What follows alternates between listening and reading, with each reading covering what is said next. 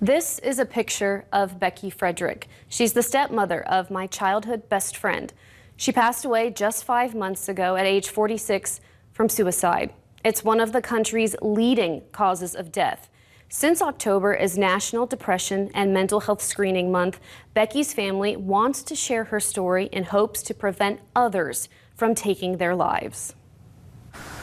The last 5 months have been rough for Cathy McGee. It has been hell. Her twin sister, Becky Frederick, took her life after battling depression much of her life. But after a car wreck nearly 17 years ago, that depression escalated to an addiction to painkillers. I loved her no matter what.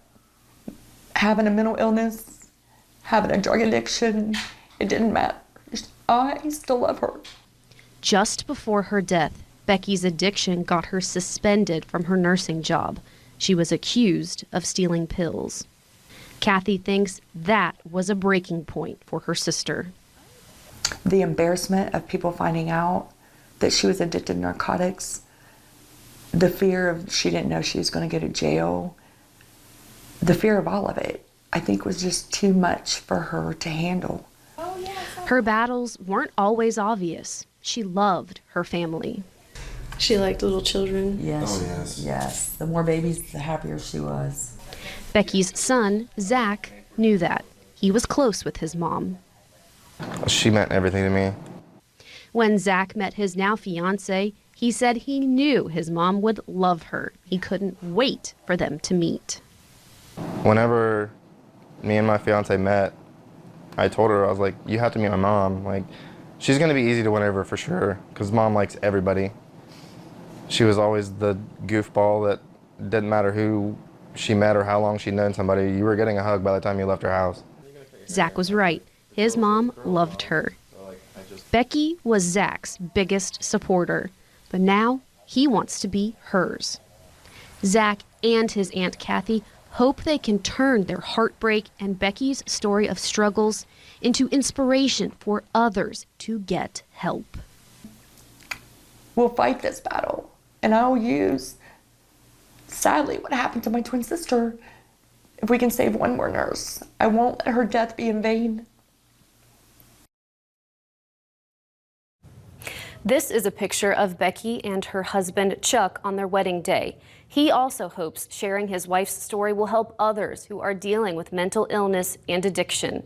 We'll talk about how Chuck, Zach, and Cathy have turned tragedy into advocacy in part 2 of Suicide Prevention, One Woman's Story, tomorrow at 6. Yesterday, we told you about Becky Frederick and her struggles with depression and addiction. She died by suicide in May. Since her death, her son Zach and her twin sister Cathy have advocated to end the stigma surrounding suicide. I spoke with a mental health professional about why that's important.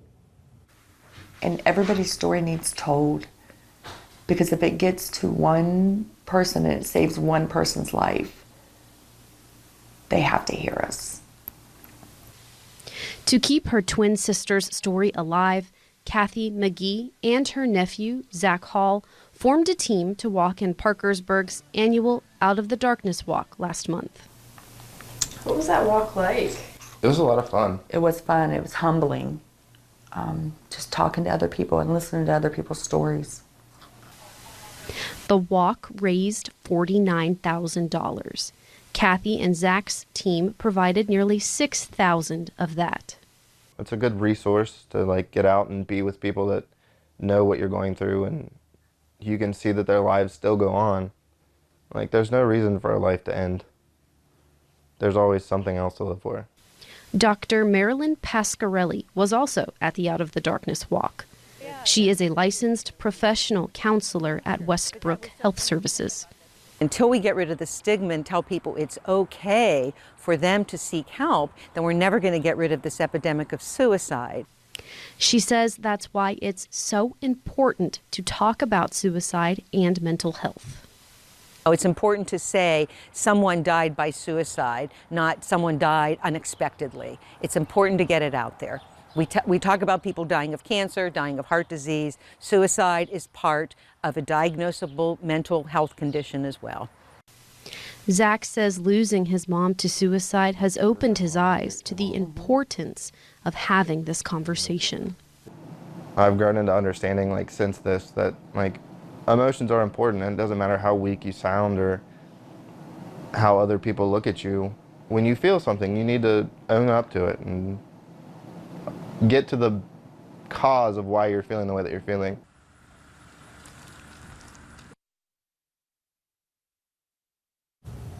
If you or someone you know needs help, this is a good place to start. It's the National Suicide Prevention Lifeline. It's 1-800-273-TALK. It's available 24 hours a day, 7 days a week. A bill is working its way through Congress right now to shorten that number to 988 to make it easier to remember.